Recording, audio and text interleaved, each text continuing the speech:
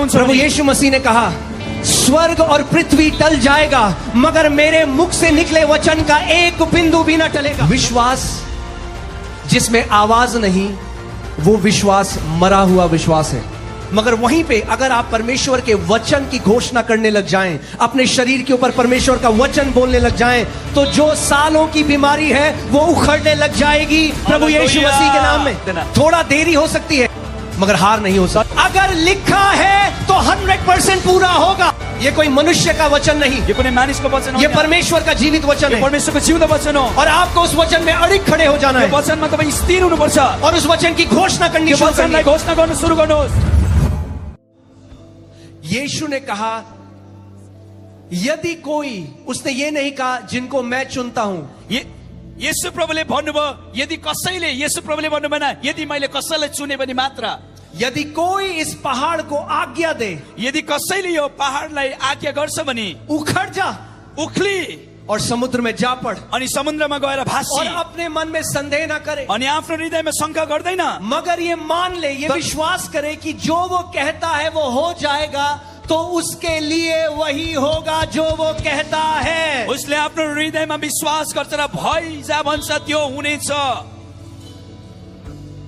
आमेन। मैं आपको विश्वास का एक सिद्धांत सिखाने के लिए आया हूं। म तपाईलाई एउटा विश्वासको सिद्धान्तलाई सिकाउनको निम्ति आएको छु कि आप गिड़गिड़ाओ ना, तपाई परमेश्वरको अगाडि आएर भिक्नु माग्नुहोस्। आप अपने अधिकार को समझ जाओ। तपाईले प्राप्त गर्नुभएको अधिकारलाई बुझ्नुहोस्। ये अधिकार केवल पास्टर्स के लिए नहीं है, यो अधिकार केवल पास्टरको लागि होइन, ये अधिकार केवल कुछ गिने चुने परमेश्वर के दासों के लिए नहीं है, यो अधिकार केही चुनिएको प्रभुको दासहरूको लागि मात्र हुन ये सक्दैन। अधिकार परमेश्वर के हर एक बेटे और बेटी के लिए है। यो अधिकार हरेक परमेश्वरको छोरा छोरीको लागि हो। मगर अधिकार जब तक इस्तेमाल न किया जाए, वो अधिकार का कोई फायदा नहीं है। तर जबसम्म परमेश्वरले दिनुभएको अधिकारलाई हामी प्रयोग गर्दैन, त्यो अधिकारले कामै गर्दैन। आपको अधिकार में चलना सीखना पड़ेगा। तपाई त्यो अधिकारमा हिँड्नु सिक्नुपर्छ। अभी कुछ महीनों पहले हम लोग फिलीपींस में थे, केही समय अगाडि हामी फिलिपिन्समा थियौं और वहां पे मैं पास्टर को मिला और उनकी वाइफ को मिला, और उनकी जो पत्नी है उन्हें कैंसर हो गया। हामीले त्यहाँ फिलिपिन्समा पास्टर अनि उहाँको श्रीमतीलाई भेट्यौं। उहाँको श्रीमतीलाई क्यान्सर भएको थियो और डॉक्टर ने कहा कुछ ही समय है आपके पास। अनि डाक्टरले पास्टर नि आमालाई भन्नुभयो तपाईको केही समय मात्रै छ पृथ्वीमा।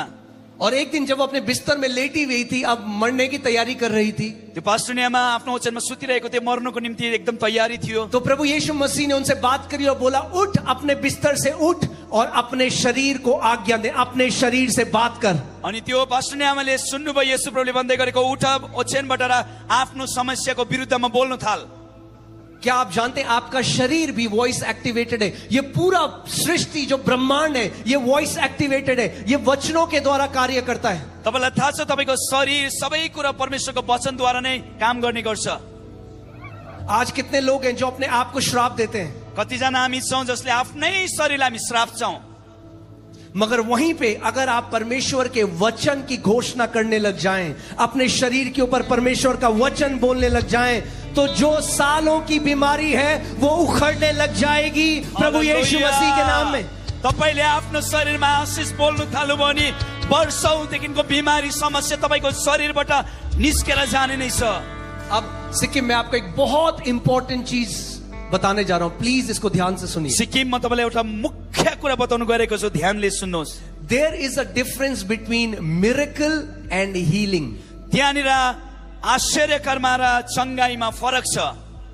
कई बारी जब लोग ऐसी सभाओं में आते हैं वो मिरेकल की उम्मीद करते हैं, मगर अगर उन्हें मिरेकल नहीं मिलता तो वो हीलिंग भी नहीं लेते। फिर कति मानिसहरू जब यस्तो सभामा आउँछ अनि उनीहरूले आश्चर्य कर्मको अपेक्षा गर्छ अनि आश्चर्य कर्म भएको देखेन भने उनीहरूले आफ्नो व्यक्तिगत शरीरमा उले चंगाईलाई पनि लिएर जान सक्दैन।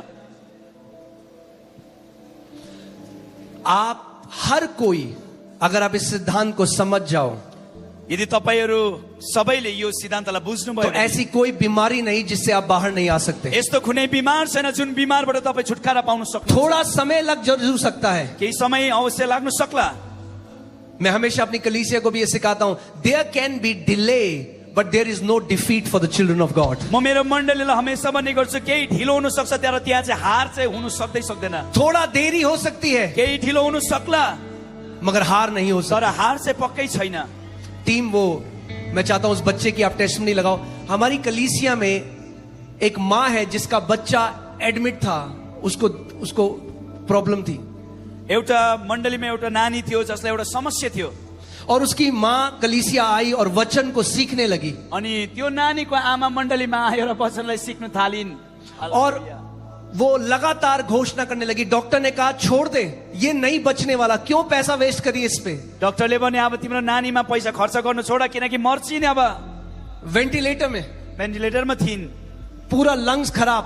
सबै फोक्सो सकिसकेको थियो. डॉक्टर ने कहा और तुम बच्चे कर लो, इसको छोड़ दे, ये नहीं ठीक हो सकता मेडिकल साइंस में. तिमीले अर्को बच्चा बनाऊ तर यो नानीलाई तिमीले त्यागिदेऊ, सकिन्छ तिम्रो पैसा. मगर वो माँ विश्वास का सिद्धांत सीख चुकी थी. वो सीख चुकी थी विश्वास कैसे कार्य करता है. तर त्यो आमाले विश्वासको सिद्धान्तलाई बुझिसक्नु भएको थियो, विश्वासले कसरी काम गर्छ भनेर. वो कलीसिया में आई एक दिन, एक संडे, और उसने मेरे को कहा आप वचन बोलो, मैं उस वचन पे खड़ी हो जाऊंगी. उहाँ मण्डलीमा आउनु भयो, पोस्टलजीलाई भन्नुभयो तपाईँ बोल्नुहोस् त्यो वचनमा म खडा हुन्छु. और मैंने एक वचन बोला, उसने उसको पकड़ लिया. जब वो वापस गई उसके बच्चे की मृत्यु हो गई. उहाँले वचन बोल्नुभयो, त्यो वचनलाई पक्रियो र त्यो वचनलाई बोल्यो, उहाँ घरमा जानुभयो, आफ्नो नानी मर्यो. आप उस बच्चे की रिपोर्ट देख सकते हो. 20 मिनट तक वो बच्चा डेड था. वो वचन की घोषणा करती रही. 20 मिनट बाद वो बच्चा जिंदा हो गया. ये मेडिकल वेरीफाइड रिपोर्ट आप देख रहे हो. 20 मिनटसम्म त्यो बच्चा मरेको थियो तर त्यो आमाले वचनलाई घोषणा गरि नै रहिन् र बच्चा फेरि पूर्ण जीवित भइन्. जो मनुष्य के लिए असंभव है हमारे यीशु के लिए संभव है. जे कुरा मानिसको लागि असम्भव छ त्यो परमेश्वरको लागि सम्भव छ. वो जीवित परमेश्वर है. उहाँ जिउँदो परमेश्वर हुनुहुन्छ. वो अंधों की आंखें खोलता था, वो अंधों की आंख खोलता है. वो चंगा करने वाला था, वो चंगा करने वाला है. चंगाई गर्नुहुनेछ. मैं आपको गवाहियों पे गवाहियां बता सकता हूं. जो भी गवाहियां हम बताते हैं वो डॉक्टर से वेरीफाइड मेडिकल रिपोर्ट्स के साथ है कि कोई ये ना बोले कि ये लोग बेवकूफ बना रहे हैं. म तपाईलाई गवाही बादमा गवाही बताउन सक्छु. हामीसँग डाक्टरबाट एकदमै भेरिफाइड गरेको गवाही छ ताकि कसैले भन्नु नसकोस् कि मान्छेलाई यिनीहरूले झुकाउँदैछ. अब जो मैं आपको सिखाने आया हूं वो ध्यान से सुनना. जे कुरा म तपाईलाई सिकाउँदैछु त्यसलाई एकदमै ध्यानले सुन्नुहोस्. आपने इन 2 दिनों में देखा कितने सारे लोग व्हीलचेयर से खड़े हुए, वो चले, पैरालाइज्ड के लोग ठीक हुए. तपाईले 2 दिनदेखि हेर्नुभयो कतिजना हिँड्यो, अपाङ्गहरू खडा भयो. और हो सकता है आप यहां पे और आप कहो मेरे साथ तो कुछ नहीं हुआ. हुनसक्छ तपाईहरु कतिजना यस्तो भन्दै हुनुहुन्छ होला मसँग त केही पनि भएको छैन. अगर चमत्कार नहीं भी मिला मगर चंगाई 100% मिलेगी क्योंकि चंगाई उसके वचन में है. तपाईले आश्चर्य कर्म देख्नु भएन होला तर चंगाई त तपाईले पाएरै छोड्नुहुन्छ किनकि चंगाई उहाँको वचन भित्र छ. मैं चाहता हूं कि आप इसको सीखो कि आप फिर वेट ना करो. सिक्किम में अगर दोबारा कब कोई प्रचारक आएगा तब मैं चंगा, नहीं. अगर रात को 3 बजे पेट में दर्द होगा किसके पास भागोगे. तपाईले आज नै सिक्नुहोस्. आज चंगाईलाई बिना लिएर नजानुहोस्. अर्को पालि कोही वक्ता आउँछ उसबाटै म चंगाई पाउँछु नभन्नुहोस् किनकि 3 बजे राति बिमार भने कस कहाँ जाने. तपाईँ आपको स्वयं विश्वास में परिपक्व होना पड़ेगा. खुद विश्वास में बढ़ना पड़ेगा. तपाईँ आफै विश्वासमा हुर्किनु पर्छ. आमेन. हालेलुया. ऐसे ही एक लड़का है हमारे पास, उसकी टेस्टमनी है. वो मेरे पास आया. वो एक ट्रक ड्राइवर है और उसको HIV की बीमारी हुई जिसका कोई इलाज नहीं. हामीसँग एउटा भाइ छ मण्डलीमा, ऊ ड्राइभर हो, उलाई HIV भएको छ, उसँग कुनै बीमारको त किसी ने उनको हमारे चर्च के बारे में बताया कि यहाँ पे लोग जाते हैं, चंगे होते हैं. और वो कलीसिया में आया और वो फूट के रोने लगा और मुझे कहने लगा अपोस्टल जी मैं मरना नहीं चाहता, मुझे मरने से बचा लो. कसैले FLG चर्चको बारेमा बताएर त्यो व्यक्ति कुदेर आएर भन्यो अपोस्टल जी म मर्नु चाहदिन, मेरे लिए प्रार्थना करो. मेरो लागि प्रार्थना गरिदिनुहोस्.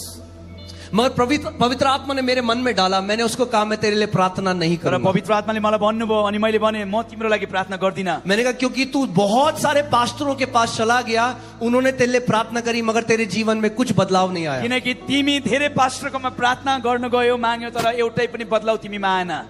मैंने उसे कहा मैं तुझे वचन सिखाऊंगा, तर म तिमीलाई म वचन सिकाउँछु और भनेर। अगर तू इस वचन में खड़ा हो गया, यदि तिमी त्यो वचनमा खडा हुन्छौ प्रभु भने यीशु मसीह ने कहा स्वर्ग और पृथ्वी टल जाएगा, मगर मेरे मुख से निकले वचन का एक बिंदु भी न टलेगा। प्रभु येशूले भन्नुभयो स्वर्ग र पृथ्वी टल्छ तर मेरो मुखबाट निस्केको एउटै वचन पनि टल्ने छैन। और मैंने उसको कहा तू सुबह और शाम जैसे तू दवाई लेता है, वैसे परमेश्वर के वचन को दवाई की तरह लेने लग जा।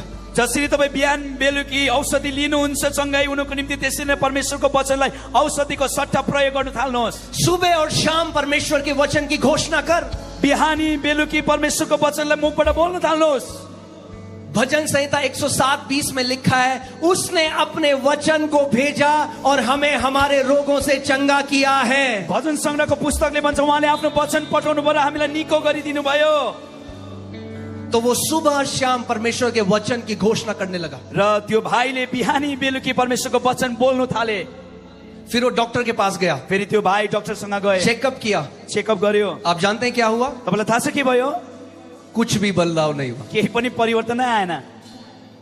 यहां पे कई विश्वासी लोग विश्वास करना छोड़ देते। People give up faith when they don't see something happening quickly. यहाँ कति विश्वासीहरू छ जसले एकपल्ट प्रार्थना गरेर परिवर्तन देखेन भने त्यो विश्वासलाई नै छोडिदिन्छन्। वो मेरे पास आया निराश होके, अनि त्यो भाइ उहाँको पासमा आएर भन्यो, आपने तो कहा था कि वचन की घोषणा करो। तपाईले त भन्नुभएको थियो वचन बोला। मैंने कहा जब तक तू ये सोचेगा कि मैंने कहा था, ये तेरे लिए काम नहीं करेगा। तुझे उस जगह में पहुंचना है जहां पे तू कहे वचन में लिखा है, किसी इंसान के कहने से नहीं, परमेश्वर के जीवित वचन में जो लिखा है मैं उस पे खड़ा हूं।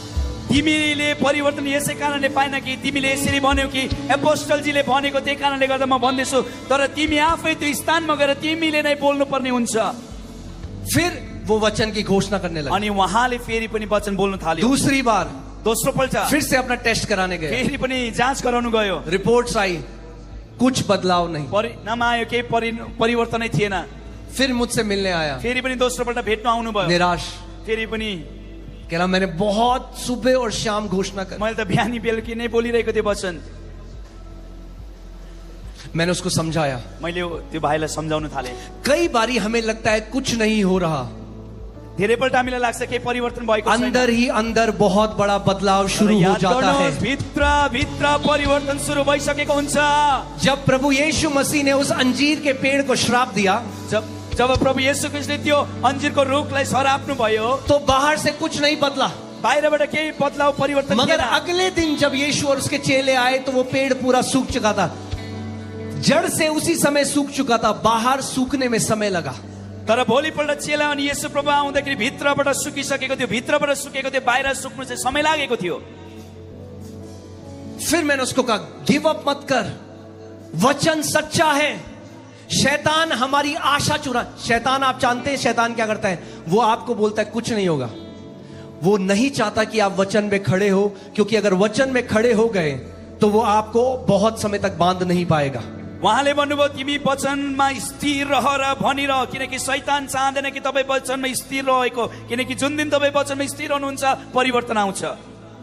तो फिर से वो उसके अंदर फिर से विश्वास आया, अनि भाइको भित्र फेरि पनि विश्वास उत्पन्न वो भयो। सुबह और शाम वचन की घोषणा करने लगा। बिहानी बेलुकी फेरि पनि वचनको घोषणा गर्न थाल्यो। सुबह और शाम वचन की घोषणा करने लगा। बिहानी बेलुकी वचन बोल्न थाल्यो। और एक दिन अब उसने जब मुझसे मिलने आया तब उसने बताया कि मुझे अब डॉक्टर के रिपोर्ट की जरूरत नहीं थी, क्योंकि मेरे अंदर एक ऐसा आश्वासन आ गया, एक एश्योरेंस आ गया कि मैं चंगा हो चुका हूं। अब म गएर डाक्टरलाई मैले जाँच गर्नु पर्दैन, किनकि म भित्र जब मैले वचन बोल्नु थालेँ ममा एउटा निश्चयता आयो कि त्यो निश्चयता चाहिँ के हो भने म निको भइसके। और फिर वो डॉक्टर के पास गया, चेकअप कराया और रिपोर्ट आई पूरी रीति से चंगा, कोई HIV नहीं है। डॉक्टर को मैं गयो, जाँच गरायो, रिपोर्ट आयो, रिपोर्टमा अब HIV थिएन।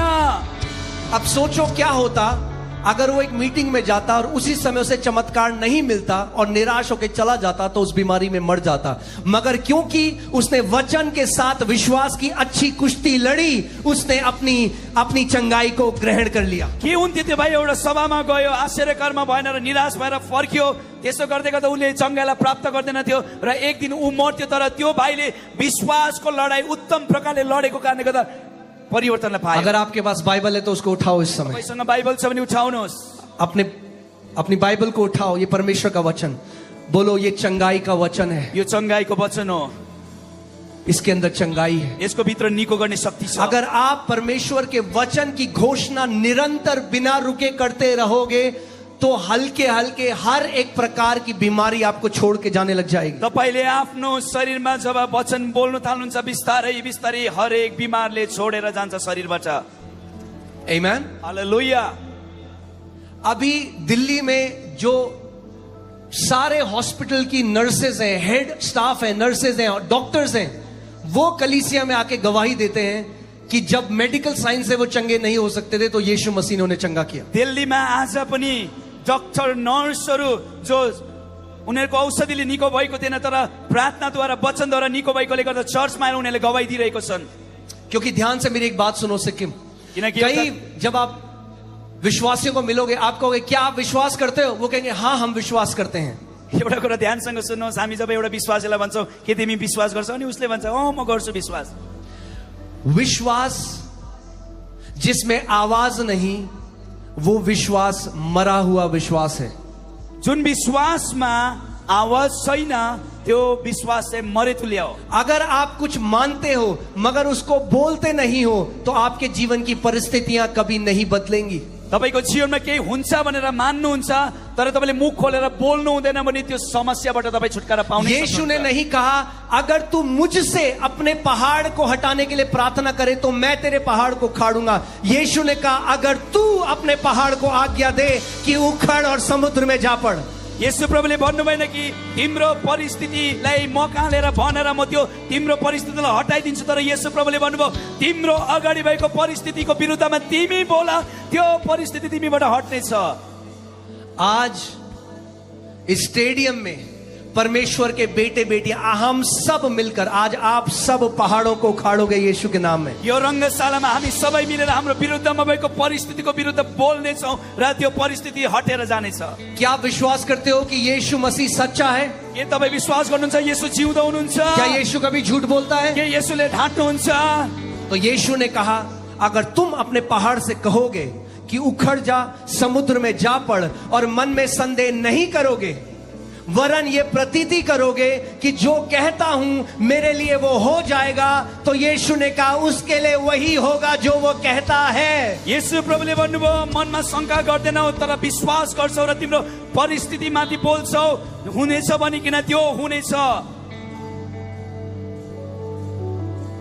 आज इस देश में एक बेदारी है, हमें गवाहियां आती हैं गांव से, शहरों से, डॉक्टरों से, अलग अलग लोगों से जिन्होंने वचन को सुना और अपने कमरे में जाकर वचन की घोषणा करने लगे अपने शरीरों के ऊपर और उनकी रिपोर्ट्स बदलने लग गई। आज जग्गा जग्गामा परमेश्वरको जागृति आउँदैछ अनि त्यो जागृतिबाट सुनिएको वचनहरू उनीहरू घरमा गएर आफ्नो कोठाबाट बोल्न थाले, उनीहरूको जीवनमा छुटकारा आउन थाल्यो अनि त्यो गवाही उहाँले ल्याउन थालेको छ। आपका छुटकारा किसी इंसान के पास नहीं है। तपाईको छुटकारा कुनै व्यक्तिसँग जोडिएको छैन।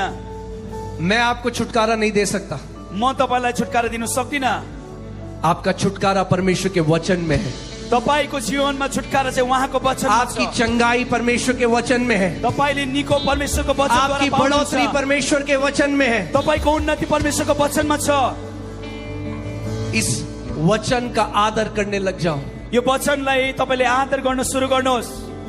अभी पास्टर सामर्थ एक गाना गा रहे थे, देखो भागा भागा, देखो भागा भागा, देखो भागा भागा शैतान।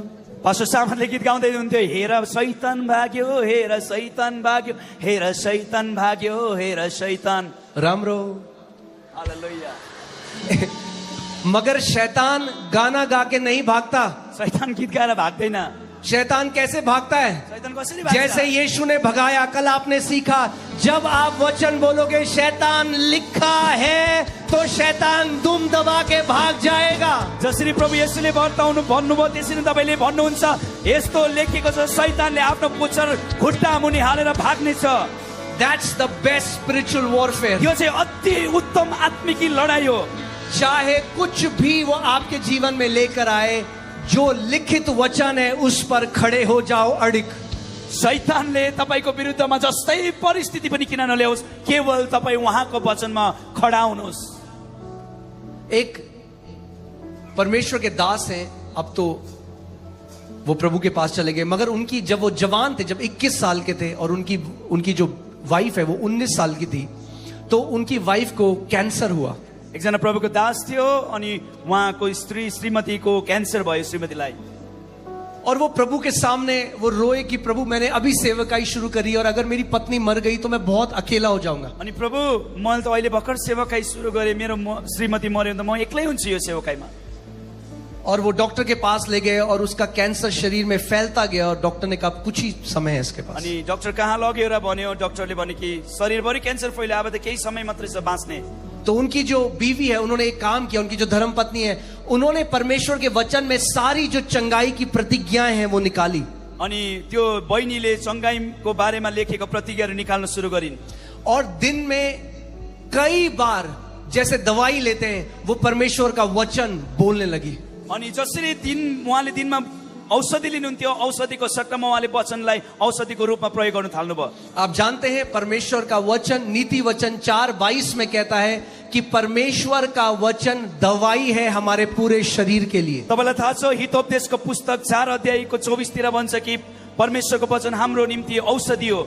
और इस दवाई में कोई साइड इफेक्ट नहीं है। अनि यो दवाईले तपाई अनि मलाई शरीरमा कुनै हानि गर्दैन। और ये दवाई आप जितनी बार चाहो उतनी बार ले सकते हो। अनि यो दवाई तपाईले जति बेला जति पनि लिन सक्नुहुन्छ। और वो सुबह और शाम वो वचन की घोषणा करने लगी। अनि त्यो बहिनीले बिहानी बेलुकी परमेश्वरको वचन बोल्न थालिन्। हर संडे को वो विश्वास करती कि मेरे साथ चमत्कार होगा, मगर उसको चमत्कार नहीं मिला। और इस समय कई लोग जब उन्हें चमत्कार नहीं मिलता वो हार मान जाते हैं, त्यो वो बहिनीले निराश हो जाते हैं। त्यो बहिनीले हरेक आइतबार यो विश्वास गरिन् कि मेरो जीवनमा आश्चर्य कर्म हुन्छ। जब हामी आश्चर्य कर्मलाई आशा गर्छौं र भएन भने अन्तिममा हामी निराश हुन्छौं। वो वचन बोलती रही कई बारी, तर पनि त्यो बहिनीले वचनलाई बोल्नु थालिरहिन्। डॉक्टर के पास गई, ब्लड रिपोर्ट कराया और रिपोर्ट आई कैंसर और फैल चुका है। डाक्टर कहाँ गयो, जाँच गर्यो, परिणाम आयो कि क्यान्सर शरीरभरि फैलिन थाल्यो। उन्होंने कहा मैं रुकूंगी नहीं, तर बहिनीले भने म रोक्दिन। वचन की घोषणा करती रही। बहिनीले वचन बोली नै रहिन्। डॉक्टर ने कहा था 3 महीने से ज्यादा नहीं बचेगी। डाक्टरले भनेको थियो 3 महिना बढी बाँच्दैन। 3 महीना हो गया, 3 महिना भइसक्यो, 6 महीना हो गया, 6 महिना भइसक्यो, 1 साल हो गया, 1 साल भइसक्यो, मरी नहीं रही, मरी नै, क्योंकि वचन बोल रही है सुबह और शाम। किनकि बिहानी बेलुकी वचन क्योंकि यीशु ने कहा मेरे वचन में जीवन है। किनकि येशूले भन्नुभयो मेरो 1 वचनमा साल जीवन के छ। बाद डॉक्टर के पास गई, 1 सालको बादमा डाक्टर कहाँ गए, रिपोर्ट आई, डॉक्टर ने कहा इतना स्वस्थ खून मैंने अपने जीवन में नहीं देखा, तुझे कोई कैंसर नहीं है, तू पूरी रीति से चंगी है। डाक्टरले भन्यो परिणाम हेरेर यस्तो स्वास्थ्य खून त मैले मेरो जीवन कालमा देखिन, तिमी पूर्ण रूपले निको भइसक्यौ।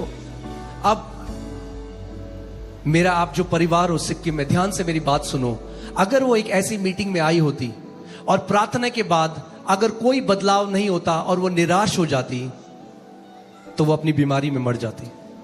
मेरो परिवार जो तपाईहरु भेला हुनुहुन्छ यहाँ सिक्किममा, यदि त्यो दिदीले आश्चर्य कर्मलाई विश्वास नगरेको भए त्यो दिदी बिमारमै मर्थिन्।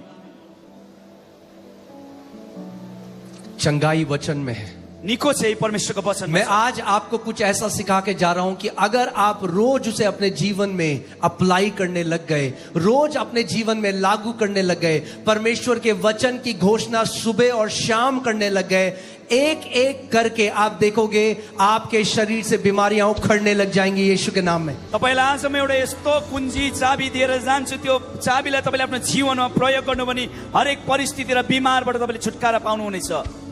मैं आपको एक और गवाही सुनाता हूं जो मेरे दिल के बहुत करीब है। म तपाईलाई एउटा गवाही बताउन चाहन्छु जो मेरो हृदयको एकदमै नजिक छ। एक परमेश्वर के दास एक मीटिंग में गए और वहां पे पास्टर ने उन्हें कहा कि हमारे यूथ ग्रुप का एक लड़का है जो अभी वेंटिलेटर में है और मरने वाला है। एकजना प्रभुको दास एउटा सेवकाईमा गयो, त्यो सेवकाईको व्यक्तिहरू आएर भने हामीसँग एउटा जवान छ, ऊ जवान चाहिँ भेन्टिलेटरमा छ, मर्ने अवस्थामा छ। क्या आप चल के प्रार्थना कर सकते हो उसके अनि लिए? त्यो सभाको मानिसहरूले भन्यो कि तपाईँ गएर प्रार्थना गरिदिनु सक्नुहुन्छ? तो उन परमेश्वर के दास ने कहा हाँ मैं चलूंगा, प्रार्थना अनि त्यो करूंगा। प्रभुको दासले भन्नुभयो त्यो सभामा म जान्छु, गएर प्रार्थना गरिदिन्छु। तो वो आईसीयू में था और डॉक्टर ने कहा 2 मिनट है आपके पास केवल। त्यो भाइ आइसियूमा थियो, डाक्टरले भनिसकेको थियो कि यो व्यक्ति अब 2 मिनटमा मर्दैछ। और जब वो आईसीयू में गए तो उन्होंने देखा कि बिस्तर के बगल में उसकी एक जवान, अभी अभी उसकी शादी हुई थी कुछ महीने पहले, उसकी जवान जो उसकी बीवी थी वो रो रही थी। अनि जब त्यो प्रभुको दास त्यो भेन्टिलेटरमा पस्यो, छेउमा आफ्नो श्रीमती भर्खरै विवाह गरेको थियो, श्रीमती चाहिँ रोइरहेकी थिइन्। तो उन्होंने उसके लिए प्रार्थना नहीं करी, मगर उन्होंने अपनी चेयर उस बेटी के बगल में उन्होंने लगाई। उन्होंने कहा बेटा मेरी बात ध्यान से सुन, क्योंकि जो मैं तुझे कहने वाला हूं वो तेरे पति को जिंदा रखेगी। अनि त्यो प्रभुको दासले आफ्नो त्यो बिमारीलाई प्रार्थना गरेन, तर चियर लिएर भन्यो, ऊ त्यो बहिनीलाई भन्यो, बहिनी यो कुरा ध्यानले सुन, जुन कुरा तैँले सुनिस् र मानिस् भने तेरो श्रीमान जिउँदो हुन्छ। उन्होंने उसको एक वचन दिया, भजन संहिता 118 और 17 में लिखा है, मैं मरूंगा नहीं वरन जीवित रहूंगा और परमेश्वर के महान कामों का वर्णन करता रहूंगा। प्रभुको दासले वचन संग्रह 118 को 17 पद त्यो बहिनीलाई दियो, तिमीले परमेश्वरको वचनलाई मान्यो भने तिम्रो श्रीमान मर्ने छैन तर जिउने छ। उन्होंने उससे कहा बेटी मेरे पीछे बोल, मेरा पति मरेगा नहीं वरन जीवित रहेगा और यीशु के कामों का वर्णन करेगा। अनि त्यो प्रभुको दासले त्यो छोरीलाई भने मसँगै बना, तिमीले वचनमा विश्वास गर्छौ भने तिम्रो श्रीमान मर्दैन तर जिउने छ। उसने बोला एक बारी, उन्होंने कहा ऐसा नहीं, ऐसे बोल जैसे तू सच में मानती है, इस बात को विश्वास करती है, वैसे बोल। त्यो बहिनीले बिस्तारै भन्यो, अनि प्रभुको दासले भने यसरी नभन, यसरी भन, भनिएको कुरामा चाहिँ तैँले विश्वास गर्नै वो पर्छ। कहने लगी मेरा पति मरेगा नहीं पर जीवित रहेगा और यीशु मसीह के कामों का वर्णन करेगा। अनि त्यो बहिनीले भन्यो मेरो श्रीमान मर्दैन तर जिउने छ र उनका दोबारा बोल।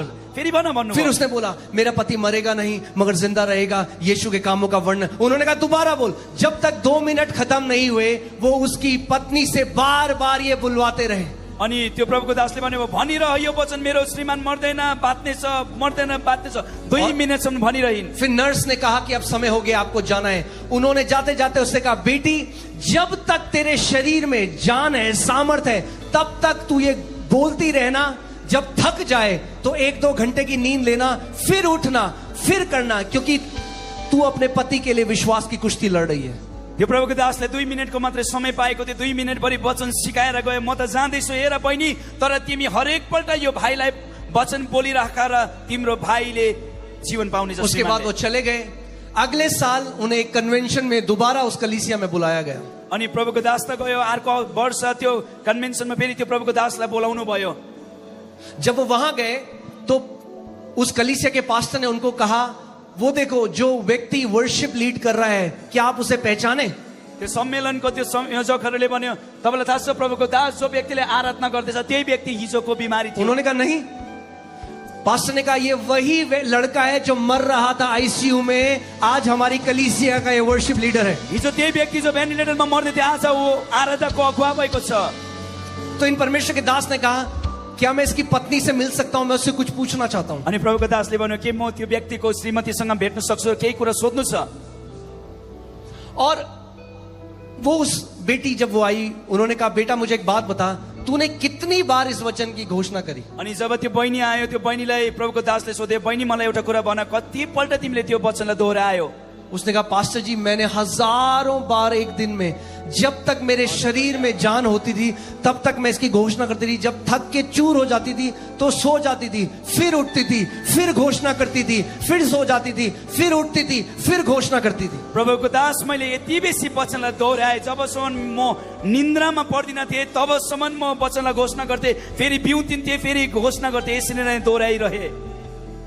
उन्होंने कहा क्या पहले दिन कुछ बदलाव आया? प्रभुको दासले भन्नुभयो त्यो बहिनीलाई के पहिलो दिनमा परिवर्तन आयो? उसने कहा नहीं। पहिले भनिन भएन। दूसरे दिन अघिल्लो नहीं। भोलिपल्ट बोला भएन। तीसरे दिन तेस्रो उसकी दिन सांसें सामान्य हो गई, नॉर्मल हो गई। त्यो भाइको सास नॉर्मल भयो। और 7वें दिन वो पूरी रीति से चंगा होके हॉस्पिटल से डिस्चार्ज हो गया। 7 दिनमा त्यो भाइ सम्पूर्ण रीतिले निको भएर हस्पिटलबाट निस्केर घरतिर The गयो। Bible says, hold fast your confession of faith without wavering. परमेश्वरको वचनले भन्छ परमेश्वरको वचनलाई घोषणा गरिने रहो।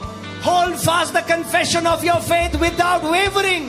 परमेश्वरको वचनलाई तिमीहरूले घोषणा गरिरहो। अगर लिखा है तो 100% पूरा होगा। यदि लेखिएको छ भने 100% पूरा हुनेछ। ये कोई मनुष्य का वचन नहीं, यो कुनै मानिसको वचन ये होइन, परमेश्वर का जीवित वचन यो है। परमेश्वरको जिउँदो वचन हो। और आपको उस वचन में अड़िग खड़े हो जाना यो है वचनमा तपाईँ स्थिर हुनुपर्छ। और उस वचन की घोषणा करनी यो शुरू करनी वचनलाई है। घोषणा गर्नु सुरु गर्नुहोस्। और जैसे आप उसकी घोषणा करते रहोगे, परमेश्वर की सामर्थ प्रकट होने लग जाती है। जसरी तपाईँ परमेश्वरको वचनलाई बोल्न थाल्नुहुन्छ, परमेश्वरको शक्ति तपाईँ भित्र काम गर्न थाल्छ।